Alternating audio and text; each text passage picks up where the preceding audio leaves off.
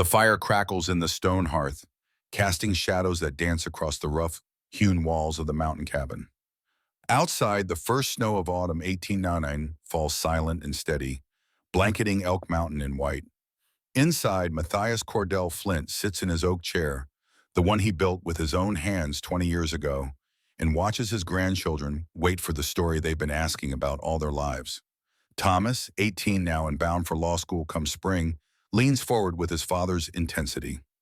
Lily, 15 and already teaching the younger children at the mountain school, has her mother's patient eyes.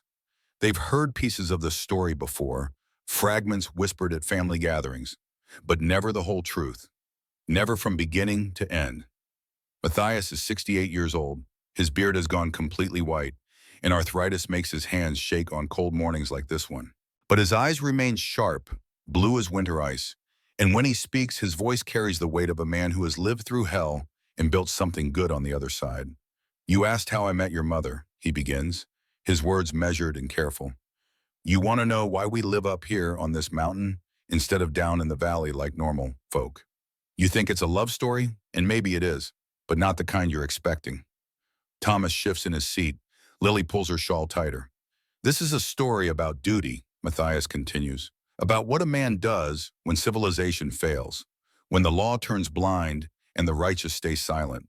It's about the choice every man faces eventually, to walk away from evil or to stand against it, knowing the cost will be everything you have." He pauses, staring into the fire, as if he can see the past flickering in the flames. "Your mother was 28 years old when I found her. I was 47. She was a nun, devoted to God and teaching children who had no other hope of learning to read. I was a hermit who'd given up on humanity 8 years before. We had no business meeting and less business caring about each other. But sometimes God has plans that make no earthly sense." Thomas opens his mouth to ask a question, but Matthias raises one weathered hand. "Let me tell it proper. From the beginning. From the day I stopped being just a man on a mountain and became something else. Something your mother needed. Something this family needed, though none of us knew it yet." The old man closes his eyes, and when he speaks again, his voice changes. Younger, harder, the voice of a man who still had fire in his belly and ghosts on his conscience. "It was summer, 1878, 21 years ago, and I was already dead. I just didn't know it yet." The children lean closer, the wind howls outside, rattling the shutters, and Matthias begins the tale that will change how they see their father, their mother, and the mountain they call home. The morning sun breaks over the eastern ridge at precisely 5:43, same as it has every summer morning for the 8 years Matthias Flint has lived on Elk Mountain. He knows the exact time because a mountain man learns to read the sun like other men read pocket watches. Time matters up here. 15 minutes can mean the difference between making it back to the cabin before the afternoon thunderstorm hits or spending a wet, miserable night huddled under a pine tree waiting for lightning to find you. He's already been up for an hour checking the trap lines that run along the northern creek bed. 3 beaver, 2 marten, and 1 unfortunate muskrat that somehow got itself tangled in a number 3 conibear trap meant for something twice its size. The trap is a cruel piece of engineering, all spring-loaded steel designed to snap shut with enough force to break a beaver's neck instantly. Matthias prefers the conibear to the old leg-hold traps because death comes quick, and the animal doesn't suffer. A man who causes unnecessary pain to God's creatures is no better than the predators he hunts. He skins them all with quick, practiced movements, his Arkansas toothpick knife making precise cuts that waste nothing. The blade is carbon steel, holds an edge better than any factory-made knife, sharpened every morning at a precise 20-degree angle. Every pelt will bring $2 at the trading post, and every $2 means another month he doesn't have to go down to that cesspool of humanity and pretend to be civilized. The work is methodical, almost meditative. Slice, peel, scrape, stretch. Every movement practiced 10,000 times until it's muscle memory. Today, his mind is on numbers, winter calculations. By his estimate, he needs 200 pounds of dried meat, 50 pounds of flour, 20 pounds of salt, and enough ammunition to see him through until spring. The ammunition is the tricky part. Shells for the Springfield cost 12 cents each, and he goes through maybe 200 rounds a winter between hunting and keeping his skills sharp. That's $24 right there, nearly half his yearly income. But a man who can't shoot straight in the mountains is a dead man, so the cost is necessary. The cabin sits at 9,000 feet, tucked into a natural clearing surrounded by tall pines and aspens that shimmer silver in the wind. He built it himself over the course of one brutal winter, after the fever took Clara and Thomas and left him with nothing but rage and the need to be anywhere that didn't smell like death and failure. The construction was his salvation in those dark months. Every log he cut and dragged and notched into place was a denial of the emptiness inside him. Every stone he fitted into the fireplace was a refusal to simply lie down and die. The work kept him alive when living seemed pointless, and the cabin that resulted is solid as the mountain itself. The logs are 16 inches thick, chinked with moss and mud mixed with horsehair.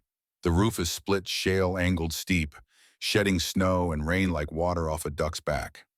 One window faces east for morning light, another south for warmth. No windows north or west where the weather comes from. Inside, everything has its place. Military precision carried over from his 12 years as an Army scout, when disorder could get you killed and attention to detail kept you breathing. The rifles hang on pegs near the door, Springfield Model 1873 for long-range work, accurate to 600 yards in the right hands. Winchester 66 for close encounters, lever action that can put 15 rounds downrange in less than a minute. Colt 45 pistol in a holster hanging from a nail, cleaned and oiled every Sunday whether he's fired it or not. Traps hang organized by size on the east wall. Number 1 for muskrat and mink. Number 2 for fox and coyote. Number 3 for beaver and bobcat. Number 4 for wolf and mountain lion, though he rarely uses those. The big traps can break a man's leg if they catch you wrong, and Matthias has seen what happens to a man who gets trapped alone on a mountain with a shattered femur. Better to leave the big predators alone unless they're causing problems. Pelts stretch on wooden frames leaning against the walls, filling the cabin with the musty smell of wild animals and curing leather. Some men complain about the smell, but to Matthias it's the scent of honest work and self-sufficiency. Every pelt represents food in his belly and supplies for winter. Every pelt is proof that he can survive without depending on anyone. Jeremiah, his mule, stands in the hand-built corral and watches Matthias work with the patient disapproval only a mule can manage. The animal is 15 years old, stubborn as original sin, and the closest thing to family Matthias has allowed himself since Clara died. The mule cost him $40 8 years ago, a fortune, but worth every penny. Jeremiah can carry 200 pounds of supplies up a mountain trail that would kill a horse, can survive on sparse grazing that wouldn't sustain a goat, and has enough sense to avoid rattlesnakes and cliff edges without being told. "Don't look at me like that," Matthias mutters, stripping the hide from a beaver with smooth, efficient strokes. "I feed you, don't I? Shelter you from wolves and weather. Built you a corral with my own hands. More than most get in this world." Jeremiah snorts and turns away, apparently unconvinced by this argument. The mule has opinions about Matthias's lifestyle choices and isn't shy about expressing them through body language and strategic defecation. The work is good, simple, honest. You set a trap, you check it, you harvest what the mountain provides. No politics, no lead, no promises broken by men who smile while they stab you in the back. Up here, the rules are clean. Work hard or starve, respect the mountain or die. Waste nothing and the land will sustain you. It's not the life Matthias imagined when he was young and full of dreams about building a ranch down in the valley, raising a family, teaching his son to track and hunt and be a good man. But dreams die, people die, and sometimes a man has to build a new life from the ashes of the old one, even if that life is solitary and hard and empty of everything except survival. He's finishing the last pelt, scraping fat from the inside of the marten hide, when something catches his attention, a sound that doesn't belong, or rather, the absence of sound. The birds have gone quiet along the eastern ridge, and that never happens this time of morning unless something's disturbed them. Matthias sets down his knife and walks to the edge of the clearing, every sense suddenly alert. 8 years alone on a mountain teach you to read the subtle language of the wilderness. The way the wind carries scent, the pattern of shadows through the trees, the nervous way a mule shifts its weight when predators are near. The quality of silence when something dangerous is moving through territory where it doesn't belong. Could be a mountain lion. They're rare this high up in summer, preferring the lower elevations where deer are more plentiful. But Matthias has seen cat sign in this area before, a big tom, maybe 200 pounds, that treats this section of mountain as the edge of its territory. But it's late in the season for lions to be this active. And besides, the bird's silence has the wrong quality. Birds shut up for cats, but it's a gradual thing, a wave of quiet that spreads as the predator moves. This silence is sudden and total, like someone threw a blanket over the whole mountainside. Could be a bear. Grizzlies still roam these peaks, though they're getting scarcer every year as miners and loggers push further into their range. Matthias has a healthy respect for grizzlies, having nearly lost his life to one 6 years ago. The scar that runs from his left temple down to his jaw is a permanent reminder that even a man with a rifle and experience can lose a fight with 800 pounds of angry bear. But again, the silence is wrong. Bears are noisy creatures, crashing through underbrush, knocking over rocks, generally announcing their presence like a drunk at a church social. This silence speaks of men. He scans the ridgeline 2 miles to the northeast and sees them.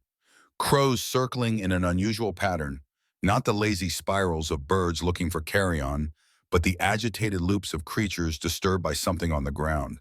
And there, barely visible through the morning haze, a thin column of smoke rising from Devil's Canyon. Matthias frowns. Nobody goes to Devil's Canyon. The trail is too steep, the rocks too unstable, and the locals say it's cursed, though Matthias puts no stock in superstition. The canyon earned its name honestly enough. 3 miners died there in the spring of '71 when an overhang collapsed during a storm, and a hunting party lost 2 men to a flash flood in '74. Bad luck and worse judgment, not curses. But the name stuck, and now the God-fearing folk of Redemption Falls give the place a wide berth. But someone is there now, someone who either doesn't know the area's reputation or doesn't care. And something about it feels wrong in Matthias's gut. A cold unease that has nothing to do with logic and everything to do with the instincts that kept him alive during his army years. He walks back to the cabin and checks his rifles, a ritual he performs every time he senses potential danger. Springfield loaded, Winchester ready, Colt chambered, knife sharp. Everything a man needs to deal with trouble. Then he stops himself, his hand on the Winchester stock, his feet already turned toward the trail. What is he doing? This isn't his problem. Someone camping in Devil's Canyon is none of his concern. He came up here to get away from other people's troubles, to live and die without the complications that come from caring about anyone but himself. He sets the rifle back in its rack and returns to his pelts, but the unease doesn't leave. It sits in his chest like a stone, heavy and cold, and no amount of work can shift it. He finds himself stopping every few minutes to look northeast, toward that column of smoke and those agitated crows. The sun climbs higher, and still he can't focus. His hands go through the motions of scraping and stretching, but his mind is 2 miles away, trying to puzzle out what could make crows circle like that and why smoke would be rising from a canyon where nobody goes. By noon, he's accomplished nothing except wearing a path in the dirt from pacing. Jeremiah watches him with what can only be described as mule-sized concern, which is to say a slight elevation of both ears and a cessation of strategic defecation. "It's not your business," Matthias says out loud, and Jeremiah flicks one long ear in response. But the truth is simpler and harder than that. It's not his business, but it might be his duty. And a man who ignores his duty because it's inconvenient is the same as a man who has no honor at all. That's what Clara would have said, in her gentle way that made even criticism sound like love.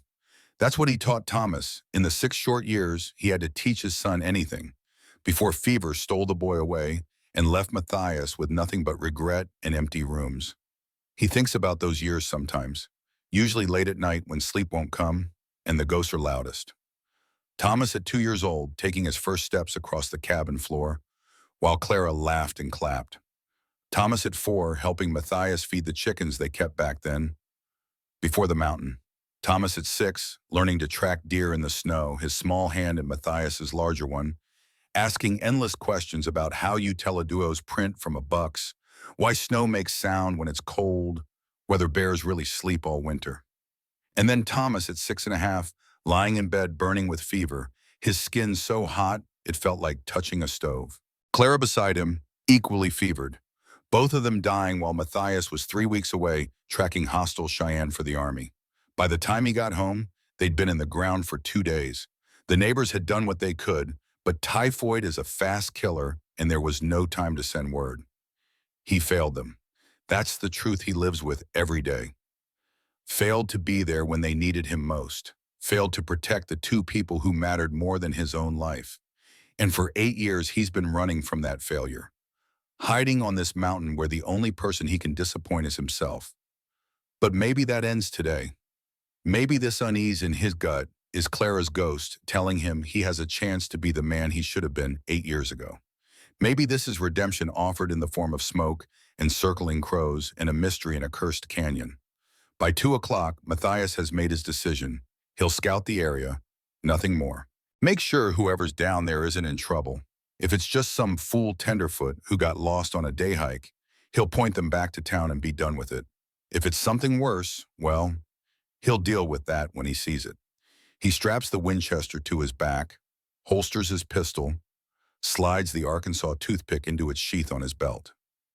3 weapons for 3 ranges, rifle for distance, pistol for close work, knife for when things go truly bad. He fills a canteen with fresh water from the creek, grabs a handful of jerky in case this takes longer than expected, and starts down the mountain. Jeremiah watches him go with what might be approval or might just be relief at not having to witness any more pacing. Keep the place standing till I get back, Matthias tells the mule, who responds by immediately defecating in the exact center of the corral. Some things never change. The trail to Devil's Canyon is barely a trail at all, more like a suggestion worn into the mountainside by deer and elk over the centuries. It winds down through stands of pine and aspen, across seasonal creeks reduced to trickles by the summer heat, over rocky outcrops where one misstep could mean a 100-foot fall onto granite below. Matthias moves through it with the silent efficiency of a man who has spent years learning to walk without sound, placing each foot carefully on solid rock, avoiding the loose scree that would announce his presence to anyone below. The skill came hard during his army years. He was a cavalry scout, which meant his job was to move ahead of the main force, locate hostile positions, and report back without being seen or heard. Do it right and you lived. Do it wrong and you got an arrow through the throat or a bullet in the back. Matthias did it right for 12 years, from the end of the Civil War to the closing of the frontier, and he's still alive, which is more than most scouts can say. The day is hot for early summer in the high country, maybe 73 degrees, with a sky so blue it almost hurts to look at. At this elevation, the air is thin enough that sunburn comes quick if you're not careful, and dehydration can sneak up on a man who isn't paying attention.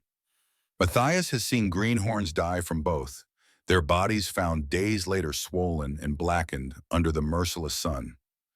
Columbine grows in patches along the trail, Colorado's state flower with its delicate white and purple petals.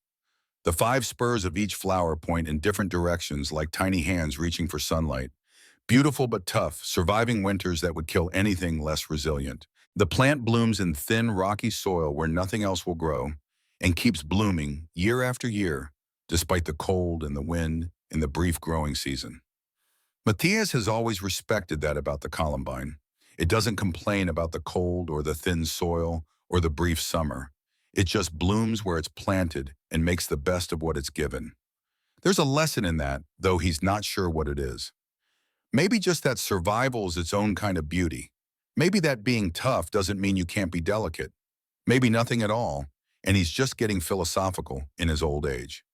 He's a mile from the canyon when he finds the first sign that something's wrong. Boot prints in the soft earth near a seasonal creek, fresh within the last few hours. The prints are clear and distinct, pressed deep into the mud at the water's edge where someone knelt to drink or wash. Expensive boots, the kind made in Denver or maybe even Chicago. City boots with leather soles and decorative stitching that have no business on this terrain. A man wearing boots like that is either very rich or very stupid, and probably both. Rich because those boots cost $10 if they cost a penny, more money than a working man sees in 2 months. Stupid because leather soles slip on wet rock, offer no traction on loose scree, and wear out twice as fast as the hobnailed boots every local wears in the mountains. Matthias kneels and examines the prints more closely. Size 10, maybe 10 and a half. Heavy tread, which means the man weighs at least 180, probably more. The depth of the impression in the soft mud tells him the man was moving slowly here, not running or hurrying, taking his time, confident, unworried about being followed or discovered. 50 yards further, he finds a crushed patch of wild grass where someone sat or knelt for several minutes. The grass is bent but not broken, which means whoever it was didn't stay long, maybe 5 or 10 minutes. And there, caught on a branch 3 feet off the ground, a scrap of black fabric. Matthias approaches it carefully, as if it might bite. He touches it with 2 fingers, holds it up to the light. Wool, good quality, tightly woven with professional care. The weave is consistent and even, the kind of work that comes from a real tailor, not the rough homespun most frontier folk wear. Expensive material. In black, which is a color rarely seen out here where practicality trumps fashion. The fabric is torn, not cut, torn with force, judging by the ragged edges. And there, on one corner, a faint stain that might be blood. A nun's habit, his blood goes cold. Matthias knows every member of the small religious community at Sacred Heart Mission, or at least knows of them. Not personally. He makes a point of avoiding town and everyone in it, but the way you know about people in a small territory where everyone's business eventually becomes everyone else's business, whether they want it or not. The mission is 8 miles down the valley, a humble collection of adobe buildings where 3 nuns live and teach and heal. They take in children whose parents can't afford proper schooling, tend to the sick when Dr. Garrett is too drunk to manage it, and generally do more good in a month than most men do in a lifetime. Whatever happened here involved one of them. And if her habit is torn and caught on branches 3 feet off the ground, it wasn't voluntary. Nobody tears their own clothing with that kind of force. Nobody leaves blood on fabric unless something violent occurred. Matthias feels something shift inside him, something cold and hard sliding into place like a rifle bolt chambering around. He knows this feeling. Hasn't felt it in 8 years. Not since the army, not since the last time he had to hunt men instead of animals. It's the feeling of purpose, of clarity, of moral certainty that transcends doubt and makes every decision simple. Someone hurt one of those nuns. Someone violated the unwritten law of the frontier that says you don't harm women, especially not women who've dedicated their lives to helping others. That makes this personal, even though Matthias doesn't know the victim, even though he's spent 8 years trying not to care about anyone. Some things are bigger than personal preference. Some evils demand response. He moves faster now, following the signs like he used to follow hostile tracks during his army days. More crushed vegetation, the plants bent in the direction of travel. Broken stems on the wild rose bushes where someone pushed through without caring about the thorns. A pattern of disturbance that speaks of struggle, of someone being dragged or chased through the underbrush. 2 sets of tracks now, the expensive city boots and smaller prints, bare feet judging by the shape, moving erratically like someone running or fighting. And there, on a flat rock still damp from yesterday's afternoon storm, a smear of blood. Not a lot, maybe a tablespoon, but enough to confirm his worst fears. Enough to tell him this isn't a case of someone who twisted an ankle and needs help getting back to town. This is violence. This is predation. This is evil walking in broad daylight. Matthias checks the Winchester, making sure a round is chambered and the safety is off. His jaw is tight, his breathing controlled, but inside he feels something he hasn't felt in 8 years. The cold, focused rage of a man who has seen evil and knows it must be stopped. Not the hot anger that makes men stupid and reckless, but the ice-cold fury that makes them dangerous and effective. The army taught him how to channel that rage, how to use it as fuel without letting it control him. The trick is to separate emotion from action, to feel the anger fully while keeping your hands steady and your mind clear. Rage is power if you master it. Rage is death if it masters you. The trail leads down into Devil's Canyon proper, where the walls rise steep and red on either side. Weathered sandstone marked with bands of different colored sediment laid down millions of years ago, when this was the bottom of an ancient sea. The creek has carved a channel through the solid rock over thousands of years, creating a narrow passage barely 20 feet wide in places. During spring runoff, this canyon becomes a raging torrent that could sweep a horse off its feet. Now in summer, the water is reduced to a trickle that barely covers the rocks. It's late afternoon now, maybe 4 o'clock, and the sun is casting long shadows that make the canyon feel darker than it is. The walls channel the wind in strange ways, creating whispers and moans that sound almost human.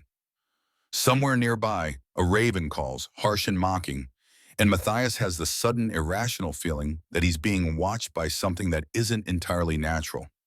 He shakes off the superstition. There's nothing supernatural about this canyon, just bad luck and a bad name, and now, apparently, bad men using it as a private hunting ground where they think no one will see what they do. Then he sees her. She's lying by the creek, partially hidden behind a boulder, and at first Matthias thinks she's dead.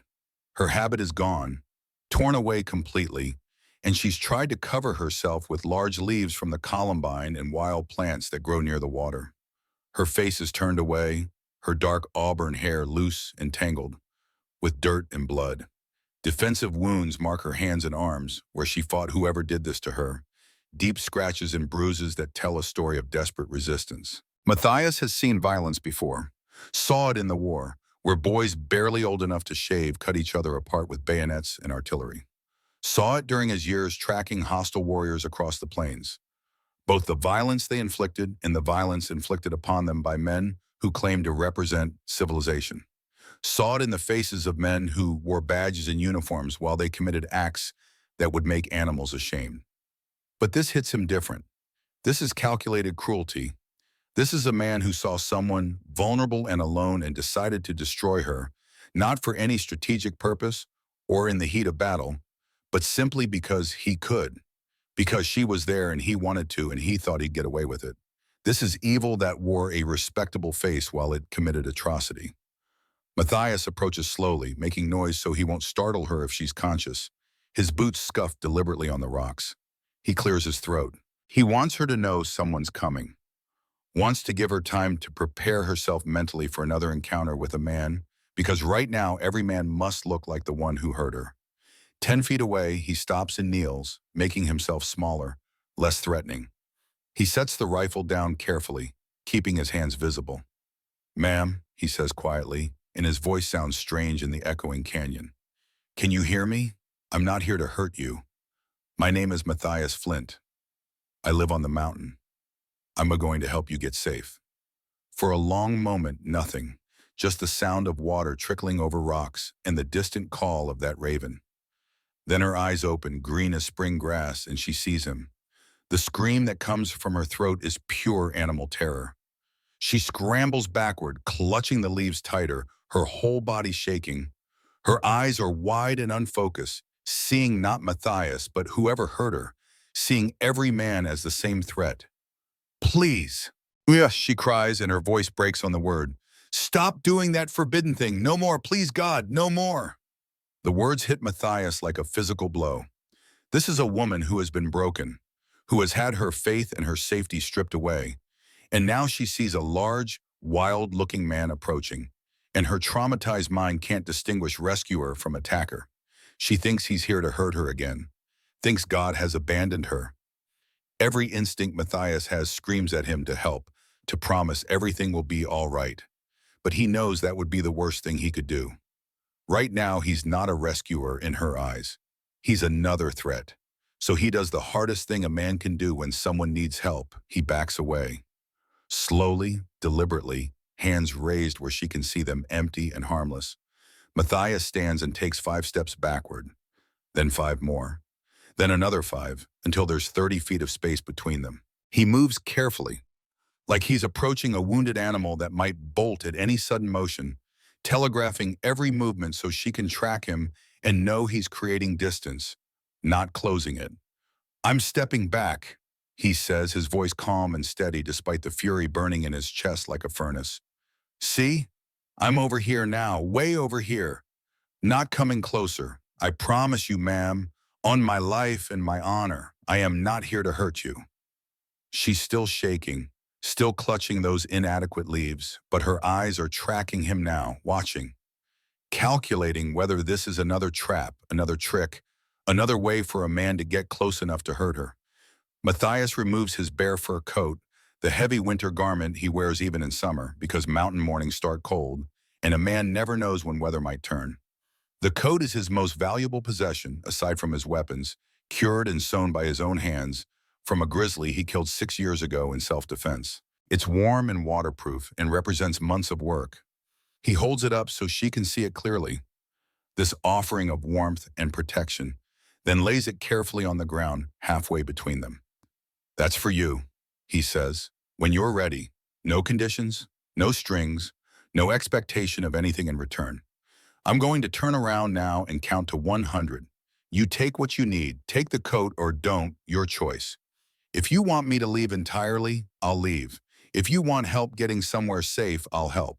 Whatever you decide, I'll respect it. He turns his back to her, facing away up the canyon, and starts counting out loud. 1, 2, 3. It's one of the hardest things he's ever done, turning his back on someone so vulnerable. Every protective instinct he has rebels against it. Every piece of his training says never turn your back on an uncertain situation. But she doesn't need his protection right now, at least not in the way he wants to give it. She needs control. She needs to feel like she has agency again, like she's a human being with the power to make decisions and not just a victim to be rescued and managed. She needs to choose her own path, even if that path is telling him to leave. 27, 28, 29. He listens without turning. He can hear her breathing, fast and shallow. The rustle of fabric, of leaves being shifted. 47, the soft scrape of bear fur pulled across dirt. She's taken the coat. That's a choice, and choices are power when you've had all power stripped away. 70, 97, 98, 99, 100. When he reaches 100, Matthias stops but doesn't turn. He addresses the canyon wall in front of him, giving her the respect of not forcing eye contact until she's ready. Ma'am, he says to the weathered red sandstone, I've got a cabin about 2 miles up the mountain. It's safe. There's clean water, a fire, food, and walls between you and the world. Medical supplies, privacy, or if you'd rather, I can fetch the town doctor, bring him up here quiet-like so you don't have to face a whole town yet. Third option, I can leave you be entirely if that's what you want. Your choice, no pressure. Whatever you decide is the right answer. A long silence. Water trickles over rocks. The raven calls again, closer now. Then, in a voice so broken it barely qualifies as speech. Not town. Not yet. I can't face anyone. Can't. The cabin then, Matthias says. That's fine, that's good. I'm going to turn around now, slow. Is that all right with you? Yes. He turns and sees her wrapped in his coat, which is so large for her small frame that she's drowning in it. The sleeves hang a foot past her hands. The hem drags on the ground. She looks like a child playing dress-up in adult clothing, vulnerable and lost, and so fragile it makes his heart ache. Her face is streaked with dirt and tears. There's a cut above her left eyebrow that's still bleeding sluggishly, the blood making a dark trail down the side of her face. Her lower lip is split and swollen. Bruises are already forming on her throat, ugly purple marks in the clear shape of fingers where someone choked her. But she's looking at him now without quite so much terror in her eyes, and that's something. That's progress. That's the first tiny step on what he knows will be a very long road. Can you walk? He asks gently. She tries to stand, using the boulder for support, but immediately her legs give out. Shock and trauma have stolen her strength, and she crumples back to the ground with a small cry of frustration and fear. All right, Matthias says, keeping his voice even and calm. I'm going to need to carry you. That means I'll have to touch you, pick you up, but I'll keep my eyes forward, move as quickly as I can, and set you down the second we reach the cabin. Is that, can you tolerate that? If not, I can rig a travois, but that'll take time and you need shelter and care soon. She stares at him for a long moment, clearly trying to judge whether she can trust this stranger, trying to weigh her desperate need for help against her terror of being touched by any man. Finally, moving like it cost her everything, she nods. I'll make it quick, Matthias promises. And if at any point you need me to stop, you say the word and I'll set you down immediately. You're in control here, ma'am. I'm just the transportation. He approaches slowly, still telegraphing every movement. When he reaches her, he bends carefully and lifts her as gently as he would lift a wounded fawn, one arm under her knees and the other supporting her back. She weighs almost nothing, maybe 110 pounds soaking wet, and he can feel her trembling against his chest like a bird with a broken wing. The bare fur coat wraps around both of them, creating a small pocket of shared warmth. I've got you, he says quietly as he starts walking back up the trail. You're safe now. I promise on my life, on my wife's grave, on everything I hold sacred. You are safe. She doesn't respond, but he feels some tiny measure of tension leave her body. Not trust exactly, more like the acknowledgement that she has no other choice. And this man at least hasn't hurt her yet, and maybe that's the best she can hope for right now. Matthias talks as he walks, keeping his voice low and steady, not asking her questions, not expecting her to respond, just filling the silence with words that might provide some small comfort. Trail's steep here, so I'm going slow. See those aspens up ahead? That means we're about halfway. Aspens don't grow above 10,000 feet, so when you see them, you know you're in the mid-range. My cabin's at 9,000, which is about as high as a man can live year-round without serious difficulty. Higher than that, the snow gets too deep, the cold too extreme. Strong winds that'll knock down anything not built solid. She's listening, he can tell. Not responding, but listening. Good. Talking keeps both of them focused on something other than what happened. That's an elk trail crossing here. See the deep prints? Elk weigh 600-700 pounds, so they leave marks. They use the same trails year after year, generation after generation. Smart animals. Why forge a new path when the old one works? That's mountain wisdom right there. The sun is lower now, painting the western peaks in shades of orange and gold. Beautiful, if you're in a position to appreciate it. Matthias isn't. His arms are burning from the sustained effort of carrying a full-grown woman 2 miles uphill. But he doesn't stop, doesn't rest, doesn't slow his pace. She needs shelter and safety, and his arms can ache on their own time. Around the half-mile mark, she passes out against his shoulder. Maybe exhaustion, maybe her mind's way of escaping for a while. Either way, it's probably a mercy. Let her consciousness retreat. Let her have whatever refuge sleep can provide from the horror she's lived through. As he walks in silence now, carrying his broken cargo with all the care a man can manage, Matthias talks to ghosts. Clara, he says to the mountain and the ski and whatever might be listening beyond. If you're watching, guide me. I failed you and Thomas. Wasn't there when you needed me most. Couldn't save you from that fever. Came home to empty rooms and graves and a life that didn't make sense anymore. But I'm here now for this woman, and I won't fail her. Whatever it takes, whoever did this, I'll make it right. That's a promise, that's a vow. On your memory and our son's, I swear it.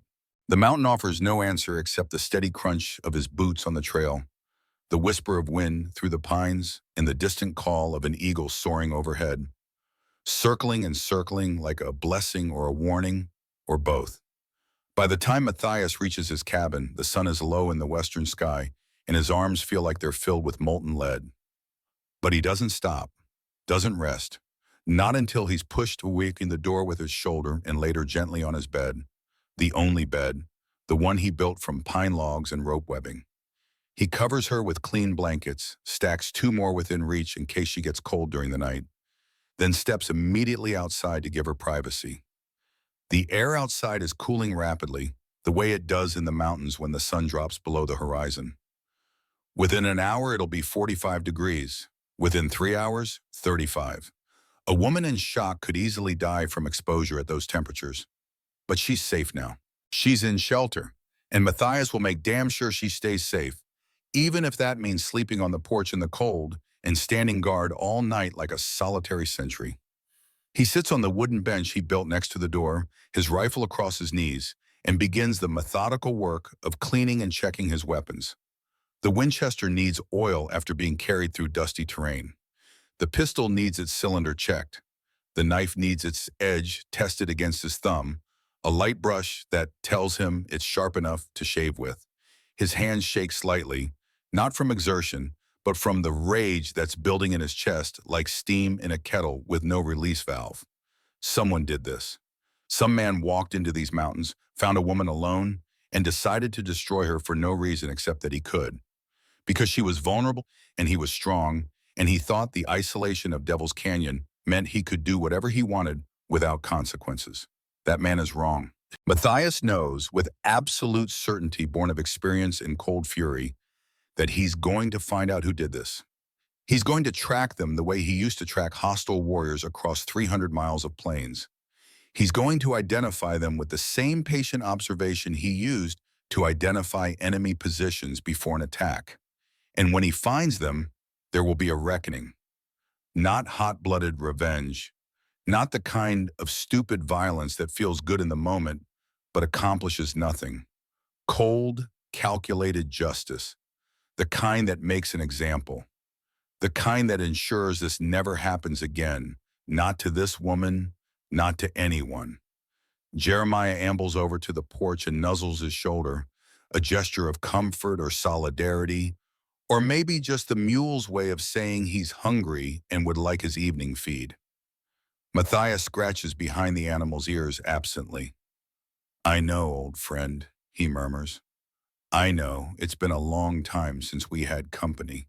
8 years since anyone but me slept in that cabin. But this is different, and this is what being a man means. This is what Clara would have wanted me to do. This is duty." Inside the cabin, he can hear small sounds of movement, water splashing in the basin he left beside the bed, full of clean creek water with a cloth for washing. Fabric rustling as she changes into the clean shirt he laid out, one of his old ones, soft from years of wear. And beneath it all, the sound of someone trying very hard not to cry and failing. Choked sobs that speak of violation and grief and the death of innocence. Matthias closes his eyes and makes a silent promise to whoever's listening. To God, to Clara's spirit, to the mountain itself, to the ghost of the man he used to be before failure taught him to stop caring. This woman will have justice. This evil will not stand. And if civilization won't provide it, if the law turns blind and the righteous stay silent, then he'll deliver it himself. Mountain justice. The kind that doesn't involve courts and lawyers and men in fancy suits who care more about property rights than human dignity. The kind that involves a man taking personal responsibility for the evil committed in his territory and making absolutely certain it never happens again. The sun sets red over the western peaks, painting the world in blood and gold, and Matthias Cordell Flint sits guard over a broken nun and plans for war. Not the war he fought in his youth, with armies and flags and the illusion of honor. A different kind of war. Personal, intimate. The kind where there are no spectators and no medals, and the only reward is knowing you did what needed doing when everyone else looked away. The stars come out, one by one, familiar constellations that have guided him through 8 years of solitude. He knows them all. The Big Dipper, pointing to Polaris, Orion's belt, Cassiopeia, like a crooked W across the northern sky. On nights when the loneliness was too much, he'd lie on this porch and trace patterns in the stars, imagining Clara and Thomas up there somewhere, watching him fumble through a life he never wanted. Tonight he doesn't look at the stars. Tonight he watches the tree line, the approaches to his cabin, the shadows where threat might hide. Tonight he's a soldier again, standing watch, and the precious cargo he's protecting is more valuable than anything he carried during his 12 years in uniform. Inside, the crying has stopped. Either she's fallen asleep or she's too exhausted to weep anymore. Either way, the silence feels heavy with unspoken pain. Matthias loads his pipe with tobacco, strikes a match, and smokes in the gathering dark. The ritual is calming, the familiar burn and draw and release, helping to settle his racing thoughts. He needs to think clearly now, needs to plan, needs to figure out who did this and how to prove it and how to make sure justice is served without getting himself or the woman killed in the process. First thing tomorrow, he'll talk to her. Get her story, find out what she remembers, who she saw, what details might help identify her attacker. Then he'll scout Devil's Canyon properly, look for more evidence, tracks, anything the man might have left behind. Rich men in fancy boots make mistakes. They're careless because they're arrogant, because they believe wealth and status protect them from consequences. This time, that arrogance will be their downfall. The temperature drops to 40 degrees, then 35. Matthias pulls his collar up but doesn't go inside for a heavier coat. That would mean leaving his post, even for a minute, and he won't do that. Not tonight. Tonight he stands guard like a soldier on perimeter duty, and if he's cold, well, he's been cold before and survived it. Around midnight, he hears movement inside. Footsteps, light and hesitant. The door opens a crack, and there she is, wrapped in blankets, her face pale in the moonlight. "Mr. Flint?" Her voice is hoarse from crying. "Yes, ma'am." "Why are you out here?" "Standing guard, making sure you're safe." "But it's cold." "I've been colder." She's silent for a moment, then, "What's your name, your first name?" "Matthias." "Matthias," she repeats, testing the word. That's biblical. The apostle chosen to replace Judas. "Didn't know that. My mother chose it. She died when I was young." "I'm Grace, Sister Grace Catherine Abbott, but just Grace is fine now." "Grace is a good name." Another silence, then, "Thank you for finding me, for giving me space, for being kind." "No thanks needed. It's what any decent man would do." "No," she says, and there's steel in her voice despite the trembling. "It's not. Most men, most men aren't decent." She closes the door quietly, and Matthias is alone again with the stars and the cold in his thoughts. But something has shifted. She's not just a victim he rescued. She's Grace. A person with a name and a voice, and despite everything that happened to her, the strength to say thank you to a stranger who gave her back a tiny measure of control. That takes courage. Matthias Flint sits on his porch through the long, cold night, keeping watch, and he knows with absolute certainty that his life just changed. For 8 years, he's been dead, going through the motions of survival, but not truly living.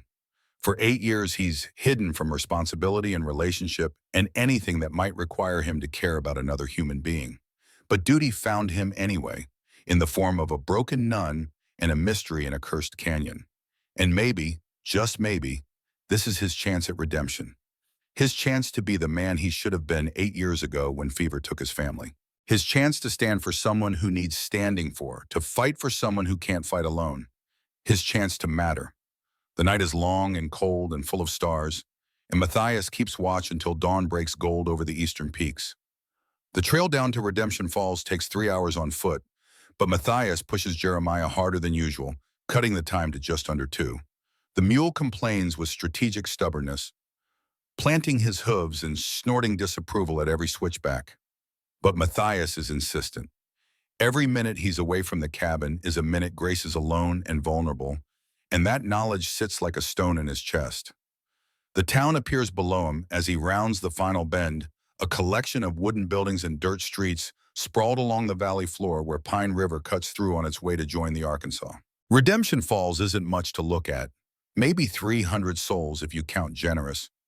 Most of them miners or loggers, or the people who make their living serving miners and loggers. The main street runs north to south, lined with the usual frontier establishments. McKenna's Saloon at the north end, where Clara McKenna serves whiskey and maintains order with an iron will and a loaded shotgun. The general store, the assayer's office, the bank that Reed owns. The church with its simple wooden steeple pointing toward heaven like an accusation.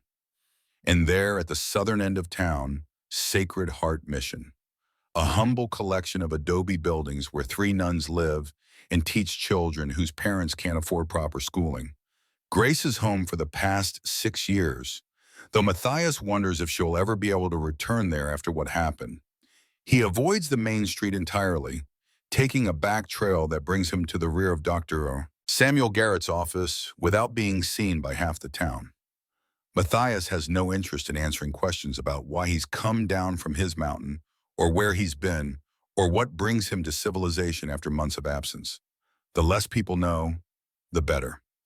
Garrett's office sits above the general store, accessed by an exterior staircase that creaks alarmingly under Matthias's weight. The doctor keeps irregular hours, which is a polite way of saying he's usually too drunk to maintain a proper practice. But he's the only doctor within 50 miles, and his license is legitimate even if his sobriety isn't. Matthias knocks once, hard. No answer. He knocks again, louder. A voice from inside, thick with sleep and alcohol. Go away, office hours are Monday and Thursday. It's Monday, Garrett. Open up. Come back afternoon. Open this door or I'll kick it down. Shuffling footsteps, the sound of bottles being moved. Then the door cracks open and Dr. Samuel Garrett's bleary face appears, looking like death warmed over. He's 54 years old but looks 70, with red-rimmed eyes, broken veins across his nose, and hands that shake like leaves in a storm. He squints at Matthias with confusion that slowly shifts to recognition. Flint? That's you? What the hell are you doing in town? Need your professional services, medical examination, documentation for legal purposes. Garrett laughs, a bitter sound. Professional services. That's funny. I'm a drunk, Flint. Everybody knows it. My documentation won't be worth the paper it's written on.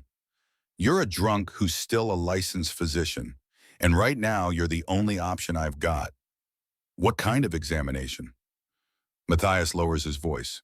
The kind that documents injuries from an assault. The kind that might end up in front of a judge. Garrett's expression shifts, the alcoholic fog clearing slightly as his medical training kicks in despite years of neglect. How bad? Bad enough. Woman was attacked yesterday, needs proper documentation of injuries before they fade. Bring her here. Can't. She's not ready to face town yet. And if word gets out that she's seeking medical help, it'll complicate things. Need you to come to me. Quietly. Garrett steps back into his office and Matthias follows. The place is a disaster. Empty bottles everywhere. Medical techs piled in random stacks. Instruments that need cleaning. But beneath the chaos, Matthias can see the bones of a proper practice. Garrett wasn't always a drunk.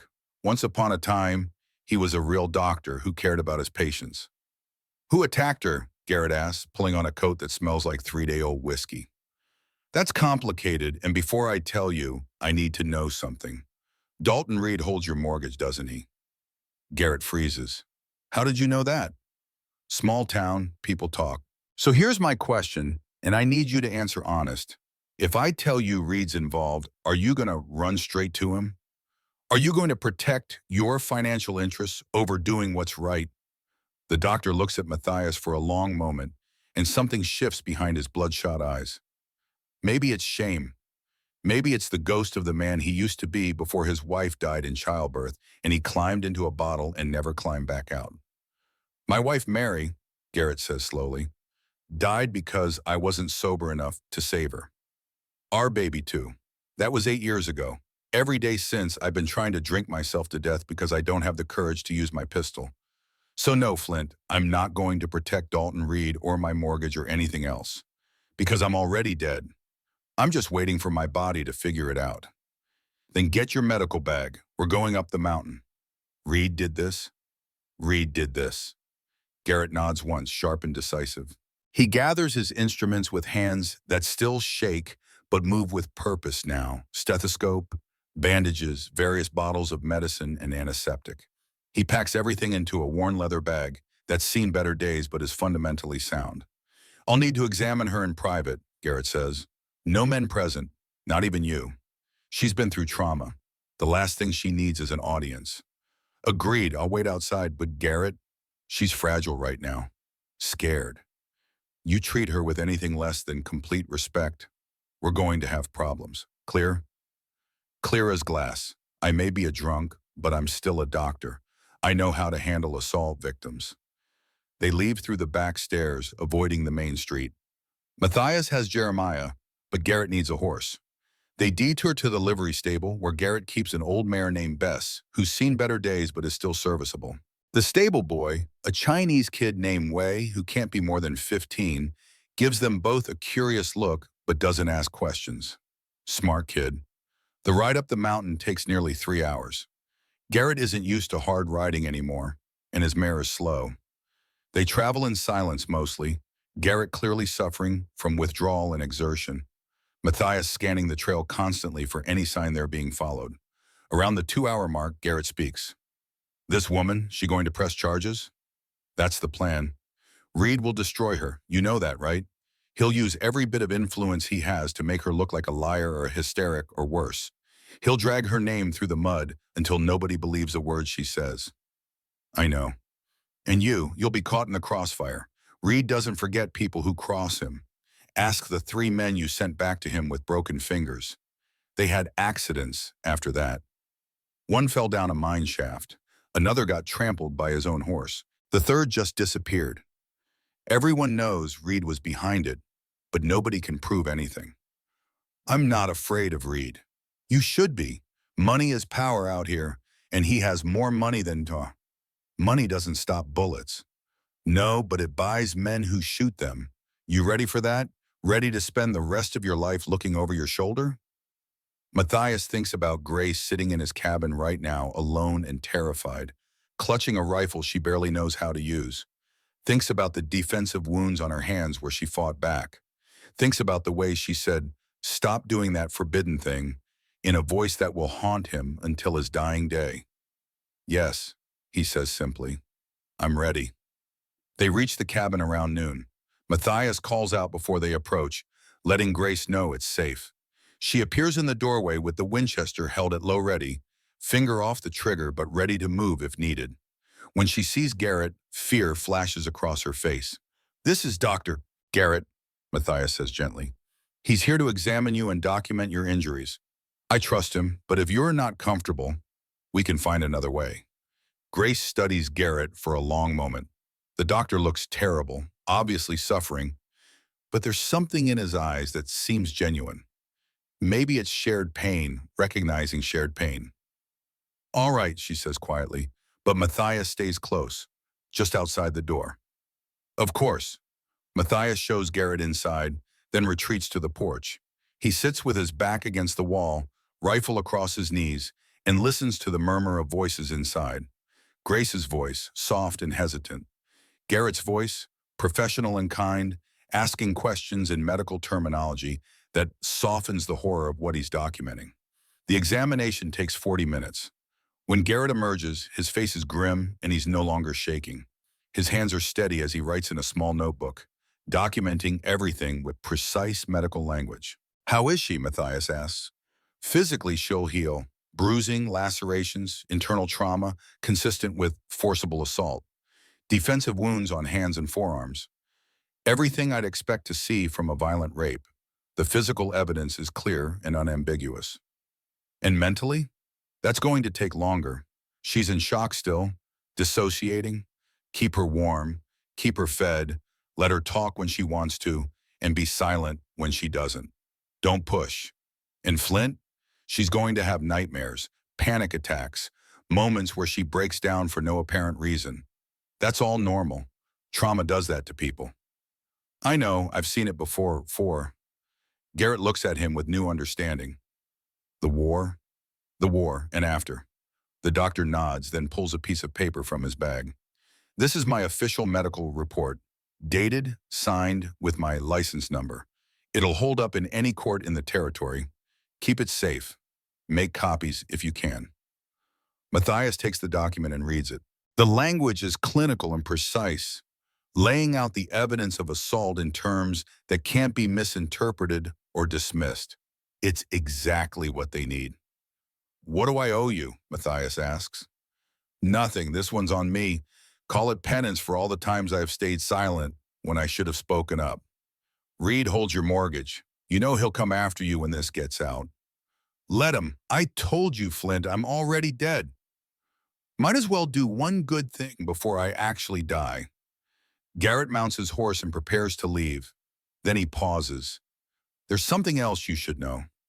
Grace isn't the first. Matthias goes very still. What do you mean? 2 years ago, Sarah Mackenzie came to my office. She had injuries similar to Grace's. When I asked what happened, she said she fell down some stairs. But I've been a doctor long enough to know the difference between fall injuries and assault injuries. I documented it anyway, told her she should report it, but she refused. Said it would be her word against a powerful man's, and she'd lose. 3 months later, she left town. Went to Denver, far as I know. Did she name the man? No, but the way she flinched when Dalton Reed's name came up in conversation. I had my suspicions. Never could prove anything. And you didn't report it? Garrett looks ashamed. I was more of a drunk back then, and Reed held my mortgage even then. I told myself it wasn't my business, that I couldn't know for sure, that it would cause more problems than it solved.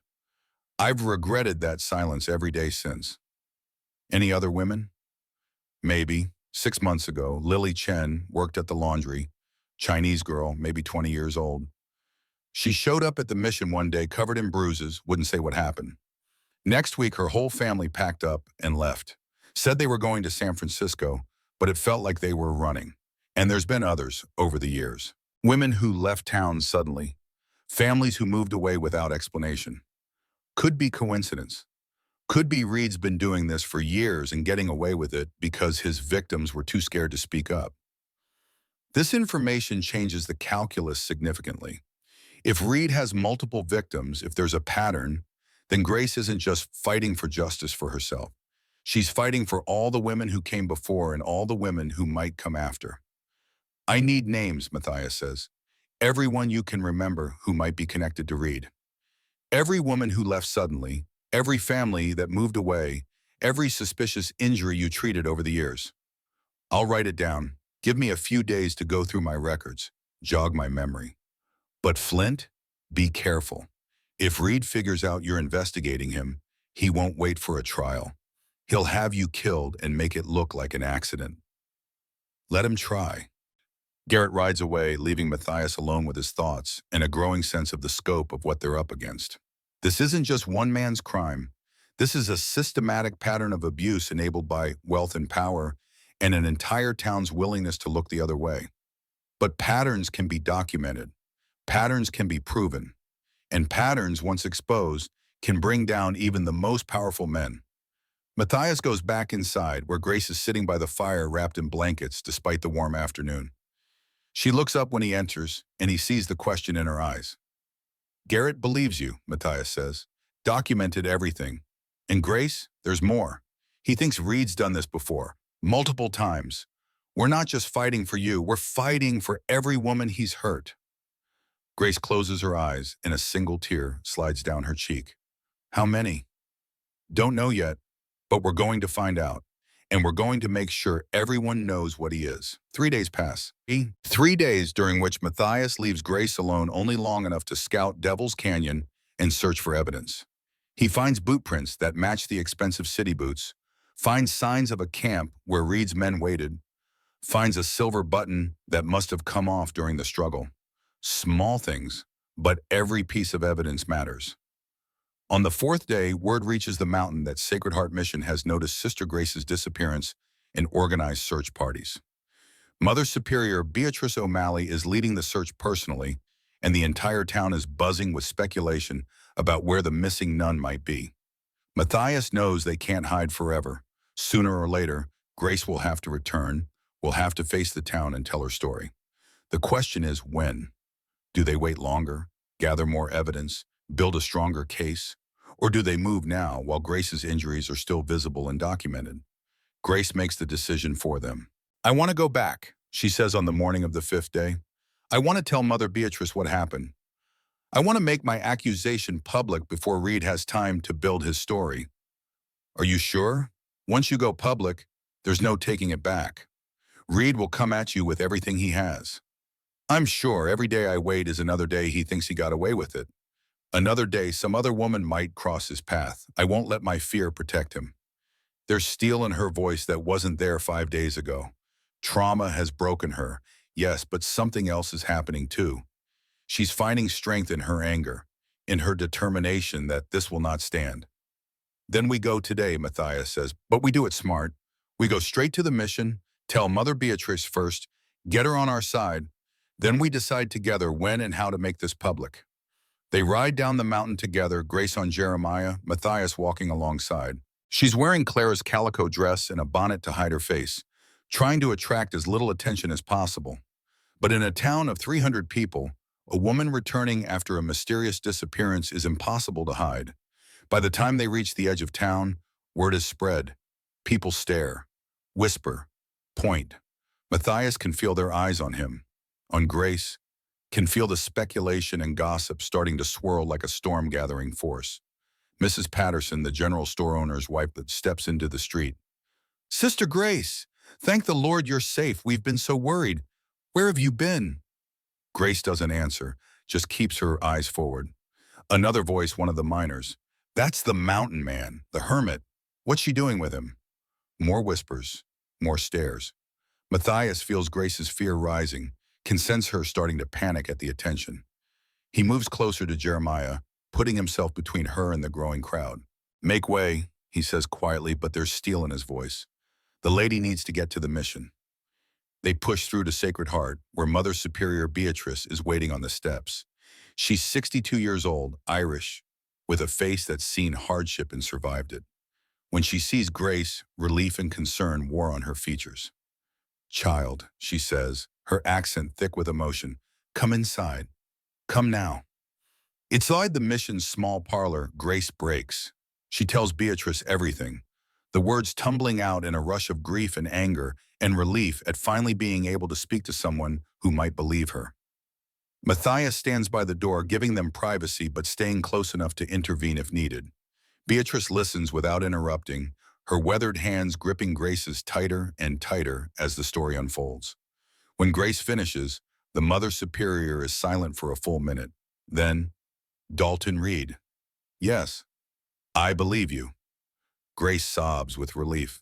You do? Child, you're the third woman to come to me with a story about Dalton Reed. The others were too frightened to report it officially, but I've known for years what that man is. I've suspected for longer. But suspicion isn't proof, and without proof, she trails off, clearly angry at her own powerlessness. Third, Matthias speaks up. Dr. Garrett mentioned Sarah Mackenzie. Who was the second? Lily Chen, Chinese girl, worked at her family's laundry.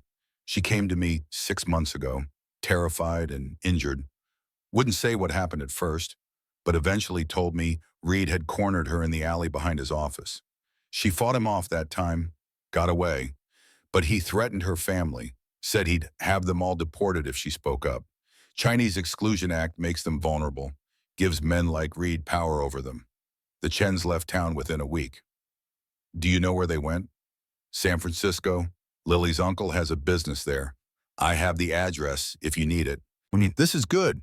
Witnesses, a pattern, evidence of systematic abuse that can't be explained away as a single misunderstanding or false accusation. What happens now? Beatrice asks. How do we stop him? Before anyone can answer, there's a commotion outside. Voices raised, the sound of horses. Matthias moves to the window and looks out. Dalton Reed has arrived, along with his brother Jacob and 2 other men Matthias doesn't recognize. They're dismounting in front of the mission, and Reed has the expression of a man who owns the world and knows it. He's here, Matthias says quietly. Grace, stay inside. Beatrice, with me. This is about to get interesting. They step outside together, the nun and the mountain man presenting a united front. Reed stops when he sees them, his confident smile faltering slightly when he recognizes Matthias. Flint, Reed says, his voice carrying that smooth charm that hides rot underneath. What brings you down from your mountain? And Mother Superior, good afternoon. I heard Sister Grace has returned. What a relief. We've all been so worried. I'm sure you have, Beatrice says dryly. Reed's eyes narrow. Is Sister Grace all right? We heard she'd been missing, some kind of accident on the mountain. Not an accident, Matthias says flatly. An assault. The silence that follows is electric. Reed's smile doesn't falter, but something shifts in his eyes. Calculation. Danger. An assault? How terrible. By whom? You know by whom? Reed laughs, but it sounds forced. Are you accusing me of something, Flint? Because if you are, I hope you have evidence to back up such a serious claim. We have evidence. Medical documentation, witness testimony, physical evidence from the scene, everything we need to see you hanged. Reed's brother Jacob shifts uncomfortably. The two other men, clearly hired muscle, move their hands closer to their pistols. The tension ratchets up another notch. This is absurd, Reed says, his voice hardening. Sister Grace is clearly traumatized from whatever happened to her on that mountain. Perhaps she got lost, encountered a bear or mountain lion, and her mind has confused the details. Trauma does that, as I understand it, makes people remember things that didn't happen or remember them wrong. She remembered just fine, Matthias says. Remembered you dragging her into Devil's Canyon. Remembered you telling her no one would believe her because you own this town. Remembered every second of what you did to her. Reed takes a step forward, his mask slipping. Careful, Flint. You're making accusations that could get you killed. Is that a threat? It's a fact. Men have accidents all the time out here. Fall down mine shafts, get kicked by horses, disappear into the wilderness and never come back. Would be a shame if something happened to the mountain hermit who can't mind his own business. Matthias smiles, and it's not a pleasant expression. Try it, see what happens. They stand there, two men on the edge of violence, while the town watches and waits. Then Father Jerome Whitmore comes rushing out of the church, wringing his hands with anxiety. Gentlemen, please, this is holy ground. Whatever grievances you have, they can be settled peacefully, through proper channels. There are no proper channels when the rich can buy their way out of resources, Beatrice says sharply. And Father, with respect, you've been taking Reed's donations for years. I wonder if that's colored your judgment about his character. Whitmore flushes red. I would never. Mr. Reed is a respected member of this community. Mr. Reed is a rapist, Matthias says bluntly, and the word hangs in the air like a gunshot. The crowd that's gathered gasps. Some people look shocked. Others look skeptical. A few look knowing, like they've suspected this all along but never had the courage to say it out loud. Reed's face goes purple with rage. How dare you? I'll sue you for slander. I'll have you arrested. You'll do nothing, Beatrice interrupts, because Sister Grace is going to tell her story to the sheriff. And we'll let the law decide who's telling the truth. The law? Reed laughs. Sheriff Cooper works for me, owes me money, same as half this town. You think he's going to arrest his employer based on the word of some hysterical nun and a crazy mountain man? He's probably right about that. Matthias has seen Sheriff Jonas Cooper around town, knows the man's reputation. Cooper is 48, competent enough at keeping basic order, but he's on Reed's payroll in all but name. Expecting justice from him is like expecting rain in the desert. But before Matthias can respond, another voice speaks up from the crowd. Clara McKenna, the saloon owner, steps forward. She's 34, tough as nails, with red hair and eyes that miss nothing. I believe her, Clara says clearly, and I think there's a lot of women in this town who believe her too. Women who've seen how Reed looks at us, women who've had close calls or know someone who did. We just never spoke up before because we knew no one would listen. A murmur runs through the crowd. A few other women step forward, tentatively at first, then with more confidence. Miss Kaufman, an older German woman who runs a boarding house. Young Jenny Harrison, whose husband works in Reed's mine. Two of the Chinese women from the laundry, speaking softly in Cantonese. Reed sees this, and his expression shifts from rage to something more calculating. This is a conspiracy. These women have been turned against me by Flint and his lies. I've done nothing but support this community, provide hubs, donate to worthy causes. And this is how I'm repaid? With baseless accusations? Then let's have a trial, Matthias says. Put it to a jury. If you're innocent, you have nothing to fear. We don't need a trial for false accusations. We need to restore order and send a message that this kind of slander won't be tolerated. Reed turns to his men. Take Flint into custody. Citizens arrest for disturbing the peace and making false accusations. The two hired guns move forward, hands on their pistols. Matthias doesn't move, but his body language shifts subtly into combat readiness. He's not wearing his pistol visibly, but he has a knife in his belt, and 8 years of mountain living have made him dangerous in ways that city toughs can't imagine. Think carefully, Matthias says quietly to the approaching men. You pull those pistols, people die. Maybe me, probably you. Definitely your boss, because if this goes to shooting, he's my first target. The men hesitate. They're hired muscle, not killers, and there's something in Matthias's eyes that tells them he's not bluffing. Then a new voice cuts through the tension. That's enough. Everyone turns. Judge Cornelius T. Blackwell is walking down the street, leaning on his cane, his face stern. He's 66 years old, walks with a limp from a Civil War injury, and has a reputation for absolute fairness that even Reed can't buy his way around. Your Honor, Reed says smoothly, the mask sliding back into place. Thank God you're here. These people are making wild accusations. I heard the accusations, Mr. Reed. I heard everything. And I'm ordering you and Mr. Flint both to stand down while we sort this out properly. There's nothing to sort out. It's all lies. Then you'll have no trouble answering questions under oath. Sheriff Cooper, I want statements taken from all parties involved. Sister Grace, Mr. Flint, Mr. Reed, and anyone else with relevant information. This matter will be investigated properly, and if there's evidence of a crime, it will go to trial. Reed's face goes cold. You can't be serious. You're going to take the word of a nun over mine? I'm going to follow the evidence wherever it leads. That's how the law works, Mr. Reed, even for rich men. Especially for rich men, because power without accountability is tyranny. The judge's words hang in the air, and Matthias sees something he didn't expect. Hope. Not from Reed or his supporters, but from the women in the crowd, from Clara and Beatrice, and the others who've been silent too long. Reed realizes he's lost control of the situation. His expression hardens. This isn't over, Flint. Not by a long shot. No, Matthias agrees, it's just beginning. Reed and his men mount up and ride away. That night, Jacob Reed follows his brother to the study. Marcus is already 3 whiskeys deep, rage simmering beneath forced calm. You did it, Jacob says quietly. Not a question. Marcus slams his glass down. Don't start. I've ignored the rumors for years, told myself they were lies. But that nun's face, Marcus, the way she looked at you, the way you looked at her. She's a liar. They're all liars. Are they? Jacob's voice cracks. Sarah Mackenzie, Lily Chen, that Ute girl 3 years ago, all liars? They got what they wanted.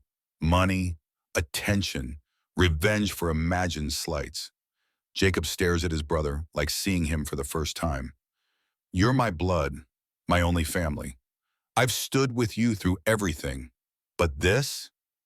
Then stand with me now or get out. The choice hangs between them. Jacob thinks of all the years of loyalty, of brotherhood. Then he thinks of that nun's broken voice, of justice, of what kind of man he wants to be. I'm out, he says quietly. The next morning, Jacob sends Judge Blackwell a sealed envelope containing financial records. Every payment Marcus made to Sheriff Cooper, every bribe, every threat documented in his own hand. It's not much, but it's something.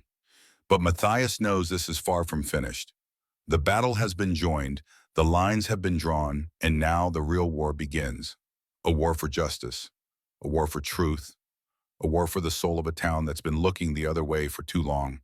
And Matthias Cordell Flint, hermit and failed husband and broken soldier, has just committed himself to fighting it. 4 weeks pass like water flowing over stones, steady and relentless.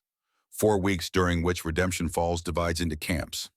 Those who believe Grace, those who believe Reed, and those who sit on the fence waiting to see which way the wind blows before committing. Judge Blackwell has scheduled a formal hearing for August 15th, when the territorial circuit brings him back through this part of Colorado. Until then, everyone waits. But waiting isn't passive. It's a battlefield all its own. Matthias has moved into a small room behind Clara McKenna's saloon, close enough to the mission to respond if Grace needs him, far enough to preserve her reputation.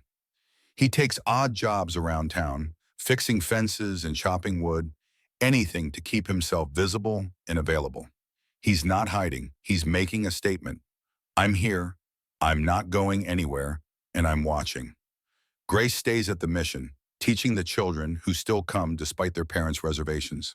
Some families have pulled their children out, afraid of an association with scandal. Others have sent them more regularly, a quiet show of support. The division runs through families, through friendships, through the very fabric of the community. Reed's campaign has been systematic and brutal. Rumors spread like wildfire. Grace is mentally unstable, always was odd, probably imagined the whole thing. Or maybe she and Matthias planned it together, trying to extort money from an innocent man. Or maybe she was having an affair with someone and got caught, needed to explain her condition somehow, picked the richest target she could blame. The rumors are vicious and effective. By the third week, half the town doubts Grace's story despite the medical evidence. By the fourth week, Father Whitmore has privately suggested to Beatrice that perhaps Grace should take a leave of absence, go back east for a while, let things cool down. Beatrice's response, delivered in her sharp Irish brogue, is unprintable. Matthias sits in Clara's saloon on a hot afternoon in early August, nursing a cup of coffee and listening to the conversations around him. 3 miners at the bar are debating whether Reed could really have done it. A merchant and his wife in the corner are arguing about whether their daughter should continue lessons at the mission. 2 of Reed's employees are laughing about that crazy nun and her mountain man protector. Clara slides into the chair across from Matthias. She's been a rock through all of this, publicly supporting Grace even as her business suffers. Reed's men don't drink at her establishment anymore, and some of the other patrons have followed suit. She's losing money every day, but she doesn't flinch. You look like hell, she says bluntly. Feel worse. Heard Reed's lawyer arrived from Denver yesterday. Fancy man named Hutchins. They're building their defense. Let them build. We've got truth on our side. Truth doesn't always win, Matthias, you know that. He does know that, knows it bone deep from years of watching justice fail, watching the powerful crush the weak, watching good people lose to bad people who have better lawyers and more money. Then we make sure this time is different, he says. Clara studies him with those sharp eyes that see too much. You care about her, Grace. I care about justice. That's not what I asked. Matthias doesn't answer. The truth is complicated. Yes, he cares about Grace, cares about her courage and her strength, and the way she refuses to be broken despite everything Reed did to her. But it's more than that. She represents something, a chance at redemption, a purpose, a reason to be something other than a hermit waiting to die on a mountain. There's something you should know, Clara says, lowering her voice. I've been asking around, quiet-like, talking to women who might know something about Reed's past. And I found someone. Matthias leans forward. Who? Naomi Songbird, Ute woman married to a white trader, lives on the edge of town. She's a midwife and herbalist, bridges the gap between the Ute community and ours. She asked to meet you. Says she has information. When? Tonight, after dark. She doesn't want to be seen talking to you publicly. Reed has a long memory for people who cross him. Matthias nods. Tell her I'll be there. That night, he walks to the small cabin where Naomi lives with her husband. She's 38 years old, with traditional Ute braids mixed with settler-style clothing, a woman who exists between 2 worlds. When she opens the door, her eyes are wary but determined. You're Flint, she says. It's not a question. I am. Come in. We need to talk. Inside, her cabin smells like sage and dried herbs. She offers him tea, which he accepts. They sit across from each other at a rough wooden table, and for a moment neither speaks. Clara says you have information about Reed, Matthias finally says. I do, but first I need to know, are you really going to see this through? Or are you going to lose your nerve when Reed starts making your life difficult? I don't lose my nerve. Naomi studies him, then nods. 10 years ago, soldiers came to my village. I was 28. They said they were looking for hostile warriors. What they were really looking for was women alone. 3 soldiers found me gathering water by the river. They did to me what Reed did to your sister Grace. Matthias goes very still. I'm sorry. Don't be sorry, be useful. I told no one for years because who would believe a Ute woman over white soldiers? But then I heard about Grace and I thought maybe this time someone will listen. Maybe this time the monster faces consequences. You're willing to testify about what happened to you? No, different men, different crime, too long ago. But I'm willing to testify about what I know of Reed, because he didn't just hurt Grace, he hurt my niece. The room feels suddenly colder. When? 3 years ago, she was 17, beautiful girl named Ayashe, which means little one in our language. She worked sometimes in town, cleaning houses, earning money for her family. Reed hired her to clean his office. She came home one day with bruises, wouldn't speak, wouldn't eat. 2 weeks later, she walked into the mountains and didn't come back. We found her body in the spring when the snow melted. She'd thrown herself off a cliff. Matthias feels rage building in his chest like a fire being fed kindling. Did she tell anyone what he did? She told me, the night before she died, made me promise not to seek revenge because she knew it would only bring more pain to our people. Reed has power. He could have us all removed from our lands if he chose. The army would back him. The government would back him. One dead Ute girl against a wealthy white man. We knew how that would go. But you're telling me now. Because Grace is white, a nun, someone the law might actually protect. If she speaks and we speak with her, if there's a pattern, maybe this time justice is possible. Matthias thinks about Ayashe, 17 years old, so destroyed by what Reed did that death seemed preferable to living with the memory. Thinks about Sarah Mackenzie, driven out of town, Lily Chen, forced to flee with her family, Grace, broken but fighting back. How many others? How many women has Reed destroyed? I need you to write down everything you know, Matthias says. Dates, details, anything that establishes a pattern. And I need you to be ready to testify when the hearing comes. I will, but Matthias, Reed will come after me for this. After my people. Are you prepared to protect us? I'll do everything I can. That's not the same as yes. No, Matthias admits, it's not. But it's all I can promise, Naomi nods slowly. Then I'll take that risk, because some things are worth risking everything for. Justice is one of them. Matthias leaves her cabin with new determination and new fury. The pattern is clear now. Reed has been doing this for years, maybe longer, picking victims he thinks are vulnerable. A Ute girl with no legal standing, a Chinese immigrant family that can be intimidated, a poor woman with no connections. He's been predator operating with impunity because wealth and race and gender create a shield around him that seems impenetrable.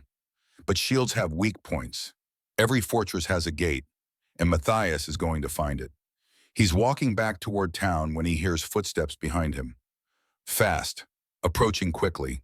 His hand moves to his knife, but before he can draw, a voice calls out, "Mr. Flint, wait, please." Matthias turns. A young man is running toward him, maybe 22 years old, blonde hair, skinny build, nervous as a colt. Matthias recognizes him vaguely, one of Reed's miners, works the day shift, lives in the bunkhouse. The young man stops a few feet away, breathing hard. "I need to talk to you. Private. It's about Mr. Reed." "Who are you?" "Ezra Webb. I work for Mr. Reed, or I did until I quit yesterday." "Why'd you quit?" Ezra looks around nervously, making sure they're alone. "Because I saw it. What he did to Sister Grace. I saw the whole thing." The world seems to tilt slightly. "You're a witness?" "Yes, sir. I was hunting marmot up on the ridge above Devil's Canyon. Had my field glasses because I was scouting for good spots. I heard screaming, looked down, and saw Mr. Reed dragging Sister Grace into the trees. Saw her fighting. Heard her begging him to stop. Why didn't you help her?" Ezra's face crumples with shame. "Because I was scared. Mr. Reed, he's been like a father to me.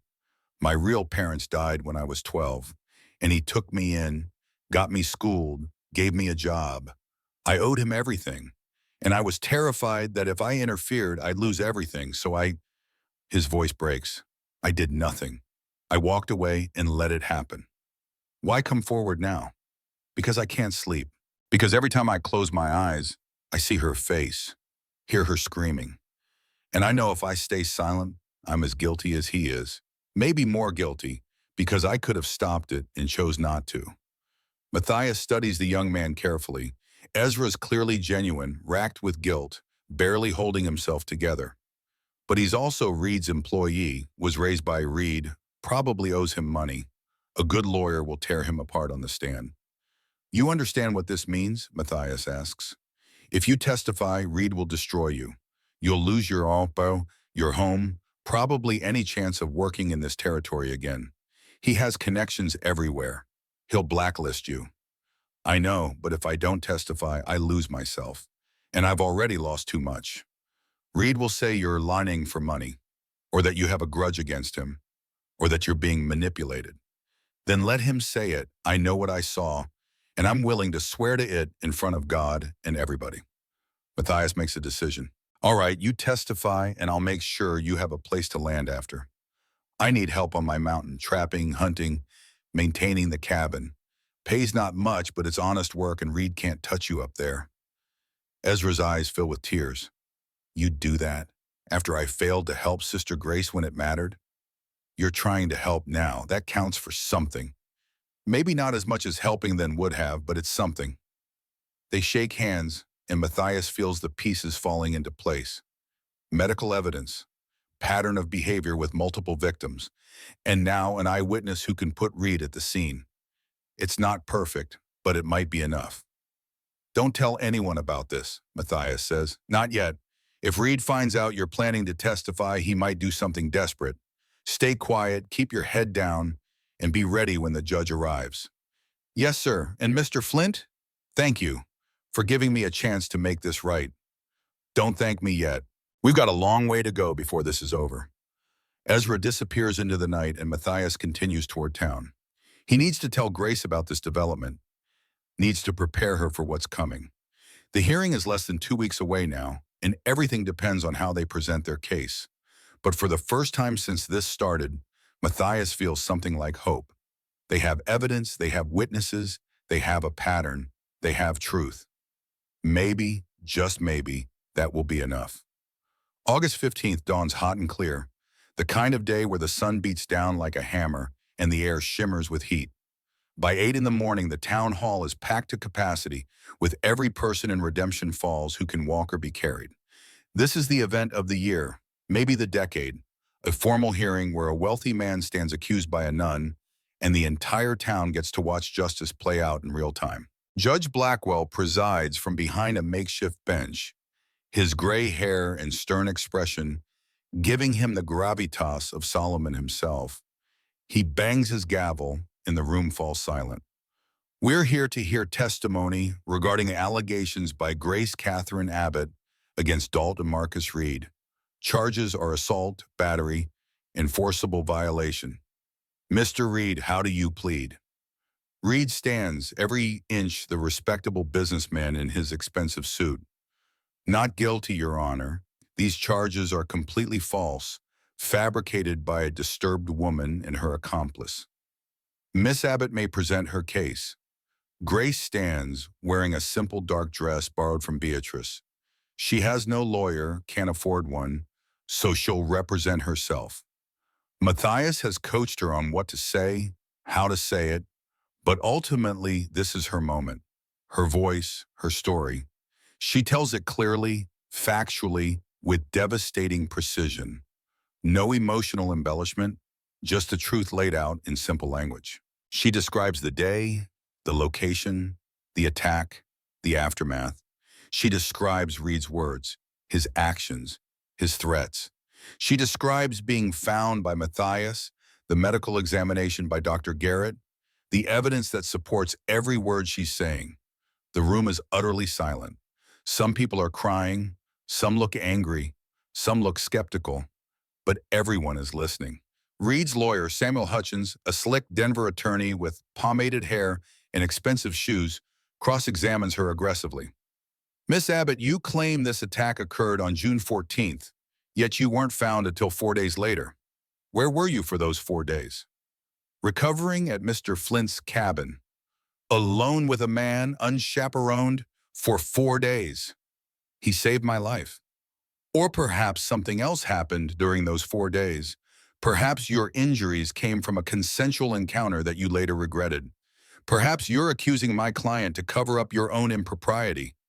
Grace's face goes white with rage. How dare you? How dare I what? Ask uncomfortable questions? That's my job, Miss Abbott. And here's another uncomfortable question. You're a nun. You took vows of chastity, yet you spent 4 days alone with a man. Isn't it possible that you're fabricating this assault to explain away your own violation of those vows? Matthias starts to stand, fury burning in his chest, but Judge Blackwell waves him down. Mr. Hutchins, tread carefully. You're dangerously close to badgering the witness. I'm simply establishing reasonable doubt, Your Honor. My client is a pillar of this community. Miss Abbott is a woman who, by her own admission, spent 4 unchaperoned days with a man known for his violent tendencies and isolation. Which version of events is more likely? He's good, Matthias has to admit that. Hutchins is taking the facts and twisting them, creating a narrative where Grace is the liar and Reed is the victim. It's working too. Matthias can see doubt spreading through the courtroom like poison. Then Dr. Garrett takes the stand. The doctor is sober, maybe for the first time in years, and his testimony is devastating. He describes Grace's injuries in clinical detail. The pattern of bruising consistent with restraint and assault, the defensive wounds, the internal trauma. He stakes his medical reputation on his diagnosis.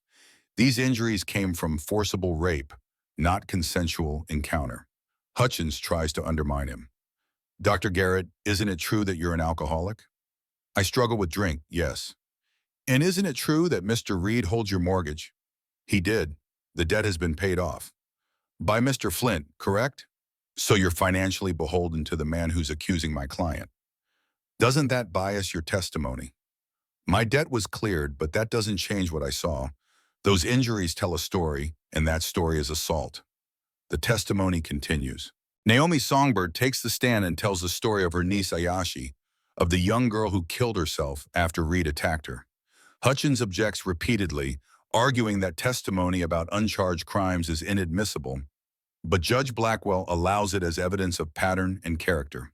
Clara McKenna testifies about the other women who left town suddenly, the whispered stories, the quiet knowledge that something wasn't right about Dalton Reed. Then comes the moment everyone's been waiting for. Ezra Webb takes the stand. He's visibly shaking, barely able to meet Reed's eyes as he's sworn in. But once he starts talking, his voice steadies. He describes what he saw through Reed's field glasses. Reed dragging Grace into the trees, her fighting back, the assault itself witnessed from a distance, but unmistakable in its violence. Why didn't you help her? Judge Blackwell asks. Because I was a coward. Mr. Reed raised me after my parents died. He was like a father to me, and I was terrified of losing his approval, his support, everything he'd given me, so I walked away. I've regretted it every moment since. Hutchins pounces. Mr. Webb, you're testifying against the man who raised you, who gave you everything. Oui, moi, because what he did was wrong, because Sister Grace had the courage to speak up, and the least I can do is back her up with the truth. Or perhaps you were promised something. A job, perhaps? Money? Mr. Flint offered you employment on his mountain, didn't he? He did, after I'd already decided to testify. I came to him, not the other way around. How convenient. You lose your job with my client, and immediately Mr. Flint offers you a new one. That doesn't seem suspicious to you? What seems suspicious to me is a man using his money and power to assault women and then destroy anyone who tries to stop him. The crowd murmurs, some in support, some in doubt. The room is splitting in real time. Then Reed takes the stand in his own defense. He's smooth, practiced, playing the role of wronged innocent to perfection. He describes seeing Grace on the trail, offering help, being rebuffed. He suggests gently that she seemed troubled, possibly having doubts about her vows. He never touched her, he swears, never harmed her. The accusations are baseless, motivated by some grudge or delusion he can't fathom. Matthias watches the jury, 12 men from town, and sees belief warring with doubt on their faces. Reed is convincing. He always has been. That's how men like him get away with crimes for years. They're good at lying, good at manipulation, good at playing victim when they're actually predator. Judge Blackwell asks Reed directly, Mr. Reed, multiple witnesses have testified to a pattern of behavior spanning years. How do you explain that? I can't explain lies, Your Honor. I can only tell you that I've dedicated my life to building this community, providing jobs, supporting worthy causes. These accusations are an attempt to tear down what I've built, motivated by jealousy or malice or mental instability. I'm not a perfect man, but I'm not a monster. The testimony concludes. Both sides rest. Judge Blackwell announces he'll render his decision after deliberation. The wait is excruciating. 3 hours during which the entire town holds its breath, during which Grace sits pale and shaking in Beatrice's arms, during which Matthias paces outside the town hall like a caged wolf. Finally, the judge returns. I've reviewed all testimony and evidence. This is a difficult case. We have, he said, she said, with supporting witnesses on both sides. Physical evidence that's consistent with assault but not definitive about the perpetrator, and a pattern of accusations that's troubling but not conclusive. Matthias feels his heart sinking. However, Blackwell continues, I've been a judge for 30 years. I've seen hundreds of witnesses. I know truth when I hear it, and I know lies. Mr. Reed, your story has holes. Your demeanor is defensive. Your character witnesses are all people financially beholden to you. Miss Abbott, on the other hand, has everything to lose and nothing to gain by coming forward. Her testimony rings true. Mr. Webb's testimony, despite attempts to undermine it, shows genuine remorse and courage. The judge looks at Reed with cold eyes. I find Dalton Marcus Reed guilty of assault, battery, and forcible violation of Grace Catherine Abbott. Sentence, 25 years hard labor at the territorial prison. The courtroom explodes. Half the room erupts in cheers, the other half in outrage. Reed lunges toward Grace, screaming threats, but Sheriff Cooper and 2 deputies restrain him. Matthias moves to shield Grace as the chaos swirls around them. Reed's face is purple with rage. This isn't over. I'll appeal. I have lawyers. I have money. You can't do this to me. I just did, Judge Blackwell says calmly. Sheriff, take him into custody. As Reed is dragged away, still screaming threats and promises of revenge, Grace collapses against Matthias.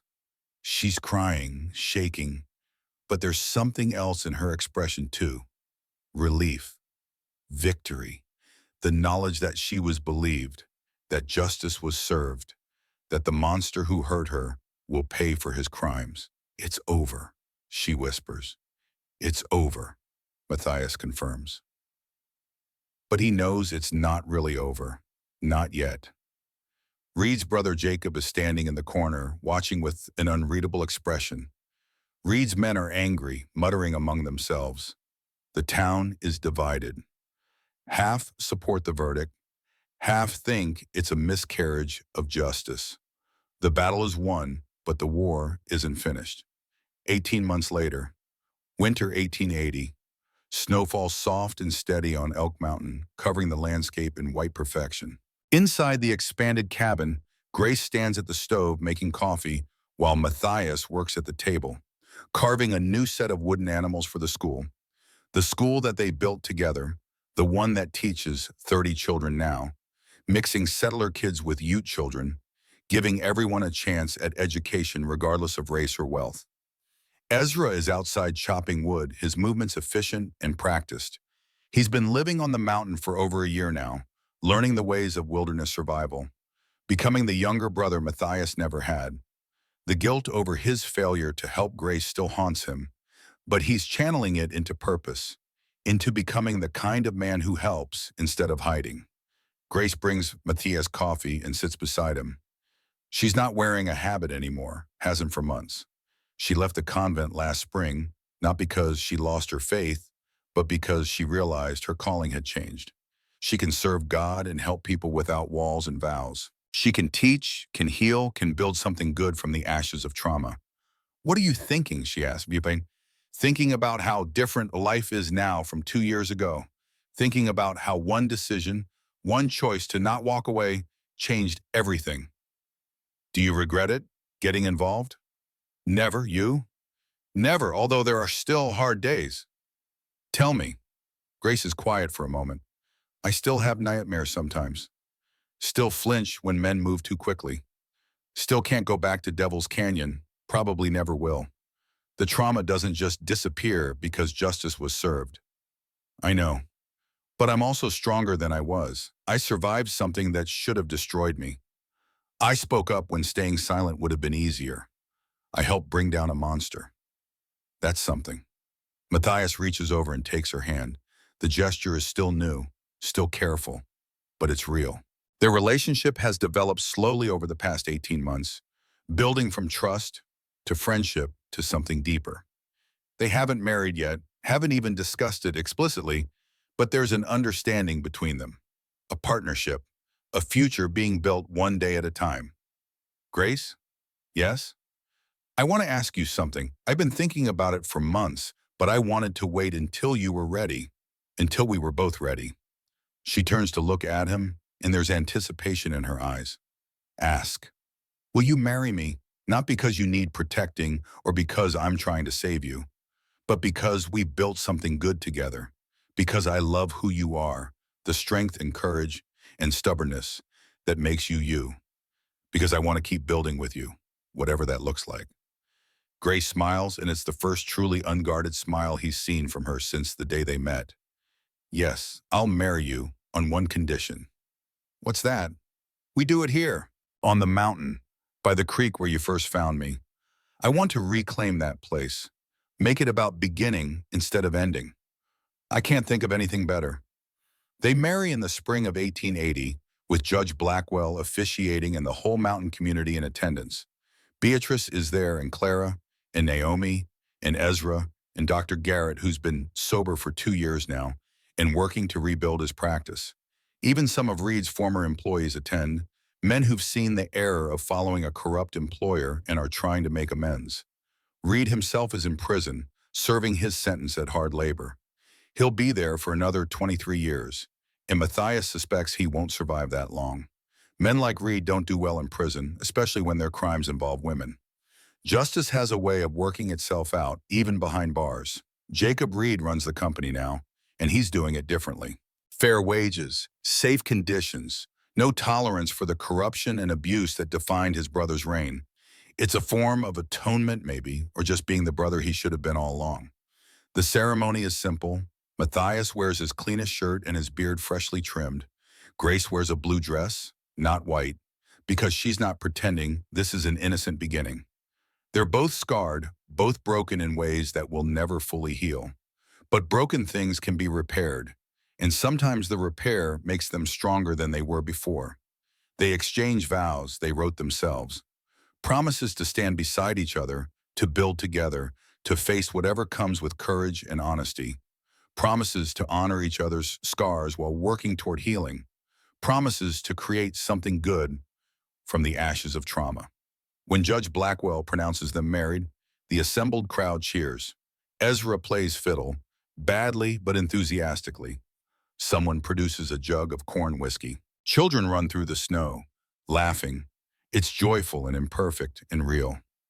That night, lying beside his new wife in the cabin they've expanded together, Matthias thinks about legacy, about the life he's building that will outlast him, the school that will teach generations, the example of standing up to power that will inspire others, the message that one person's courage can change everything. Tell me about your son, Grace says softly. Your first win, Thomas. Matthias has talked about Clara before, but rarely about Thomas. The pain is still too sharp. But tonight, with his new wife beside him and a future stretching ahead, he finds he can speak. He loved animals, used to follow me around asking 1,000 questions about why deer do this or how birds do that. He would have been 16 now, would have loved this mountain, loved the school we're building. I think about him every day.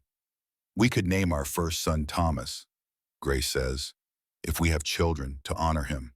Matthias feels something crack open in his chest, something frozen for 8 years starting to thaw. You'd do that? Of course, he's part of your story, part of what made you the man who saved me. I want to honor that. They conceived their first child that spring. a boy born healthy and strong in the winter of 1881. They name him Thomas Jacob Flint, honoring both the son Matthias lost and the young man who found his courage in time to make a difference. 3 years later, a daughter, Lily Clara, named for Grace's sister Lily and Matthias's first wife Clara. She has her mother's green eyes and her father's stubborn determination. The mountain school flourishes. By 1885, they're teaching 40 students, mixing academic subjects with practical skills, reading and arithmetic alongside tracking and wilderness survival, history and science alongside carpentry and herbalism. They're creating a new generation of children who know how to think and how to survive, who understand both books and nature. Ezra marries Running Deer's niece, a Ute woman named Talasi, who teaches the children traditional medicine and storytelling. They build a cabin 2 valleys over and have 3 children of their own. Ezra still works Matthias's trap lines every winter, still carries the guilt of what he didn't do that day in Devil's Canyon, but he's channeling it into being the kind of man who acts when action is needed. Dr. Garrett stays sober, rebuilt his practice, became the town's most respected physician. He uses his second chance to do good, treating everyone regardless of ability to pay, making house calls at all hours, being the doctor he always should have been. Clara McKenna married a merchant and opened a restaurant alongside her saloon, creating a business empire built on fairness and hard work. She becomes the unofficial mayor of Redemption Falls, the person everyone turns to when disputes need settling or decisions need making. Father Whitmore stood before his congregation 8 months after the trial and confessed his cowardice. He'd let fear of losing Reed's donations silence him when he should have spoken. The apology didn't erase his failure, but it was a start. He's been a different priest since, one who stands with the powerless even when it costs him.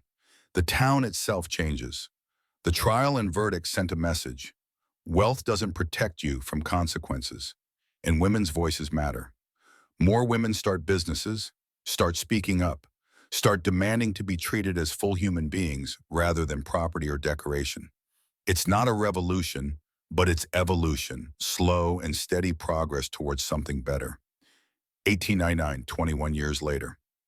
Old Matthias finishes his story as the fire burns low and the snow continues to fall outside. Thomas, 18 now and ready for law school, sits stunned by the tale he's heard. Lily, 15 and already teaching at the mountain school, has tears on her cheeks. "That's how you met Mom?" Thomas asks. She was, "Dad, I never knew. Your mother wanted to tell you herself when you were old enough to understand. She wanted you to know her as she is now, not as she was then. Strong and whole, not broken. Is she really okay after everything?" "She's better. Has hard days still, times when the memories come back sharp. But she built a life worth living. Built it with her own 2 hands and fierce determination. That's real strength, son. Not pretending trauma doesn't exist, but living fully despite it." Lily speaks up. "Papa, you saved her." "No, I found her. She saved herself. I just stood beside her while she did it."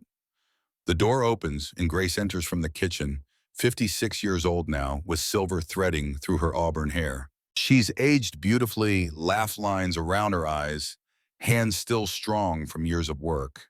She looks at her family, gathered around the fire, and smiles. "Did he tell you everything, including the embarrassing parts where he was terrified and didn't know what to do?" "Mom!" Thomas protests, but he's grinning. Grace sits beside Matthias, taking his weathered hand in hers. "Your father likes to make himself sound heroic, but the truth is simpler. He was a good man who did what good men do. He helped someone who needed help. The rest just followed from that." "I'm going to be a lawyer," Thomas says firmly, "going to fight for people who can't fight for themselves. Like you did, Dad, like you did, Mom. And I'm going to keep teaching," Lily adds. "Make sure every child on this mountain knows reading and writing and how to think for themselves. That's power too. Education, knowledge." Matthias and Grace exchange a look, and in it is everything. Pride in their children, satisfaction in the life they've built, acknowledgement of the scars they both still carry, and determination that those scars will mean something. "That's legacy," Matthias says quietly. not wealth or property or fame. Legacy is raising children who want to make the world better. Legacy is building institutions that outlast you.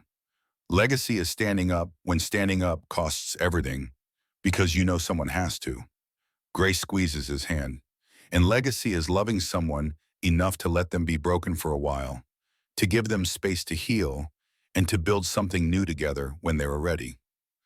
Outside, the snow falls on the mountain school, on the 3 buildings that house 40 students, on the gardens that feed them, on the paths worn by 2 decades of children learning to read and think and grow. Falls on the small cemetery where Clara and a few others are buried, lives well lived and now peacefully ended. Falls on the valley below, on Redemption Falls, where justice sometimes prevails and good sometimes triumphs. Falls on everything Matthias and Grace built from ashes and trauma and sheer stubborn determination to create something good. The fire burns low. The family sits together, and in the morning they'll wake and start again, building and teaching and living, creating a future worth the price they paid for it. Because that's what survivors do. They survive. They rebuild. They create legacies that echo through generations. And sometimes, if they're very lucky and very brave, they find that the worst day of their life becomes the doorway to something beautiful. Not despite the trauma, but growing around it, incorporating it, transforming it into strength and purpose and meaning. Matthias Cordell Flint closes his eyes and feels Clara's ghost finally rest. He did it. He didn't fail this time. He stood when it mattered, fought when fighting was needed, and built something that will outlast him. That's duty. That's honor. That's love. That's enough. The children eventually drift off to bed, leaving Matthias and Grace alone by the dying fire. Outside, the wind howls, but inside is warm, quiet, safe. Grace rests her head on his shoulder, the gesture as natural now as breathing after 21 years together. Do you think we did right, telling them everything? They're old enough to know where they came from, what it costs to build this life.